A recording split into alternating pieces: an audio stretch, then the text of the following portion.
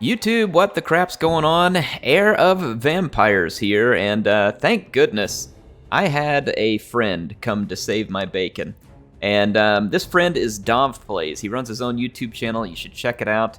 Yes, we can now show you some battles from a early build that lets us play factions that are going to be in Immortal Empires. Hopefully I said that the right way. Basically, I have access to a build that lets me play battles with factions that will be in Immortal Empires. I can show you those battles. There's not going to be any campaign gameplay or anything else like that. But in this particular battle, it's a multiplayer battle where I'm going to be playing as the Vampire Counts going up against the Ogre Kingdom. So we get our chance to start seeing how these Game 1 factions will stack up against Game 3 factions. Alright, so let me introduce you to my Vampire Counts army. Up front, I've got 4 units of zombies, and at the second line, I have 5 units of skeleton spears, because I'm expecting a lot of monstrous infantry from the ogres. Their guts are large, and they're pretty serious about it. I've got a Terrorgeist to help deal with additional large targets and to give me a little bit of mobility. I've got a couple of Crypt Horrors to add in just a little bit of extra punch. I believe they have poison, and they have some armor piercing and some regeneration capability that could be very handy for me. And then as for a Lord, I had to go Meme Lord, so I brought Helmengorst on his corpse cart. I do have only, I believe, 1 spell with him. I meant to bring Invocation of Nehek, but I must have misclicked when I brought it, so I've got a summon for Graveguard, so not my brightest hour there. I've got a unit of Blood Knights, and then up in the air I've got a unit of Vargeist. Now let's take you over, let you see the army of DahvPlays. He's already opening fire on me with his sorry, I almost said Goblin. With his Nobbler Trash Compactor, which is the Scrap Launcher. So I'll let you all see that up here. So he's got a Scrap Launcher to do damage to infantry. It's not a bad plan. I think that's what that excels at. The vampires are going to have to bring a fair amount of infantry, so he's hoping to do some damage from range. He's got this unit here of Crushers with great weapons. This is an intensely good anti-large, anti-armor cavalry. Probably the strongest anti-large, anti-armor cavalry in the game, period, other than the Regiment Renown version of this. So very, very tough unit. He's got a front line of Nobblers to help absorb some chaff and fight. This is probably a good choice, all things considered, because the vampires can throw a lot of that at you as well. He's got this Regiment of Renown Powder Guts Maneaters, Ogre Pistols, so these units will be pretty good from decent range, doing some nice AP damage, and they can do good damage in melee as well. He's got Greasus Goldtooth here, with his gold tooth and giant meat leg there to make sure his gut doesn't shrink from overactivity of sitting on his cart while scratching his belly with it. He's also got a Butcher Great Maw here to be able to do some magic damage and spells, and then he's got some Iron Guts and 3 Saber Tusk packs. So that is the army for the ogres. I brought some Fell Bats as well, which I Vanguard deployed behind his army with the intent purpose of harassing units to try and cover my approach and give him a few things to have to worry about. It won't accomplish much, but my objective there was, if it disrupts something for a moment and maybe gives me a chance to take advantage of, him having to micro against the bats versus something else, that was my hope. So he sends his Iron Guts in, so again, I'm going to do the quick attack with the bats and head out, because again, I want to tie up his attention as best I can. Nobblers against skeletons and zombies ought to go pretty well for me, actually, because zombies and skeletons both have fear, and Nobblers suffer with really low leadership. Now, the Ogre Infantry is going to be very tough, but my bet here was, well, if I can put some White Kings in to help hold my leadership together, which I did, I've got a couple of them naked just assisting in the fight. My objective was to basically just weigh down the Ogres by sheer weight of numbers. And at least so far, that appears to be possible. So you can see the engagements have opened up that way. Greasus is kind of holding back here. I'm harassing the Butcher because I want to keep him from being able to spell cast and be very effective. I'm going to summon some Graveguard. And then over here, some Iron Guts attacked me, and I'm going to rear charge them to try and swing this fight a little faster. So I bring in the Vargeist, and I was hoping that this would lure in these Crushers with great weapons, because I have what I hope will be a plan to deal with them. Alright, so the Graveguard come in. We're going to crush this unit of Nobblers. That'll help open up the center for me. You see here, even the zombies are doing pretty okay.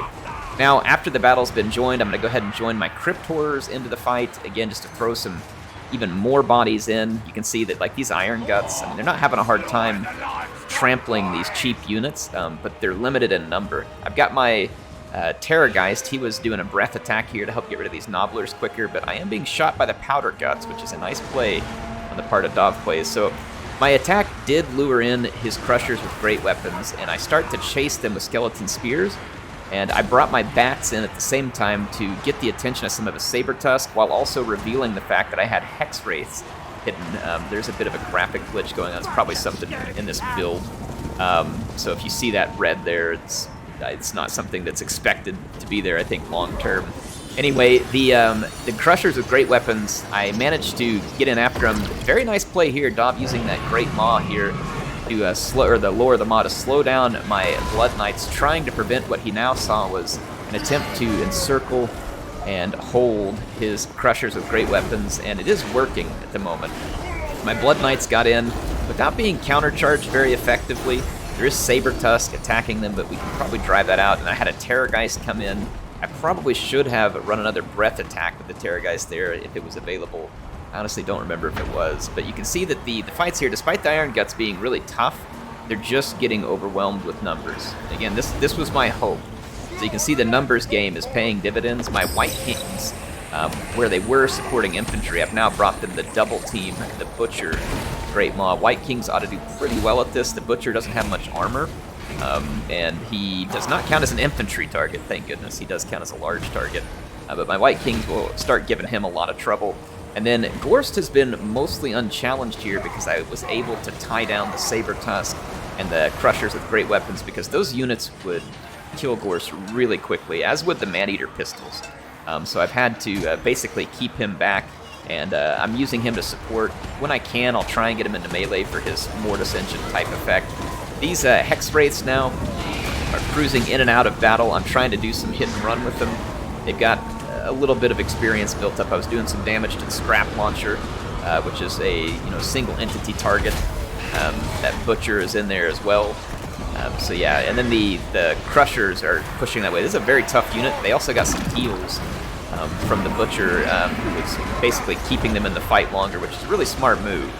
I think it was Troll Guts that's used to keep them in the fight longer. So you can see Helman Gorst now getting into combat. That will get a little bit of that Mortis effect going.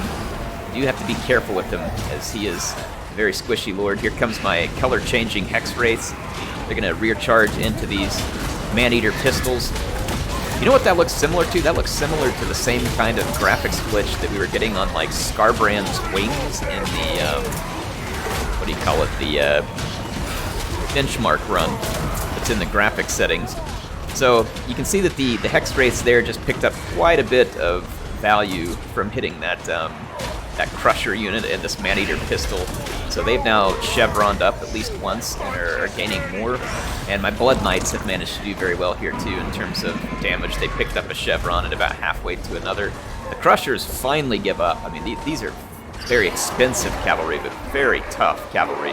So I was extremely concerned about running into this unit, and I knew that it would take a combination of my Blood Knights, infantry, and other support in order to potentially deal with them. And it did work out. So in this case, my general strategy, and Dav is a better player than me in practically every regard of this game, so I knew that my only real chance here was to try and pick an army that would really work to my benefit, and in this case it did. Now, do the Ogres have good counters to this type of thing? Very well could. Very well could. So this is just the first battle we're playing. There's a lot more to be played and to try and figure out here. He played a good battle. Honestly, Ogres, in my opinion, would be a struggle too, because you have fairly low leadership. Vampires have a lot of fear. They can really hold on to a fight for a long time, which I don't think the Ogres are going to love. However, the Ogres do have some units with some staying power. They have Troll Guts for some healing, and they've got other such tools at their disposal. But there you can see the fight mostly wrapping up here. We just got to beat up Greasus. We got the Terrorgeist doing some work in that regard. And otherwise, again, it worked out for me here. Man, Dav, like, literally saved my bacon, and I appreciate it so much for him. He sent me some replays, so not only did I get to play a couple battles with him, but he sent me a reminder and sent me some replays because he already had enough.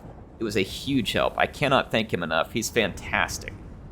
He's been a part of my community for a long time. He runs his own awesome YouTube channel. If you haven't checked out his YouTube channel, you absolutely should. And I just, like I said, I can't thank him enough for helping with this. So I will have more videos for you coming soon.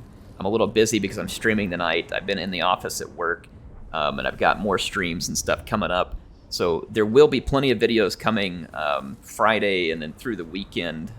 There's no limit on how many of these battles I can show you, so I can go play more with Dav. But I already have a number of replays lined up. I got to play one more with him where I took Slanesh against his rats, and it was actually a little surprising, and I want you all to see that one. It was pretty fun. And then he sent me 3 replays also that he had, which I'll be able to view. And then, like I said, I'll try and play more with him as well. But again, can't thank him enough. Really appreciate it. Thank you, Dav, and HeirofCarthage signing up for now. I'll see you all soon with some more action in Total War Warhammer 3.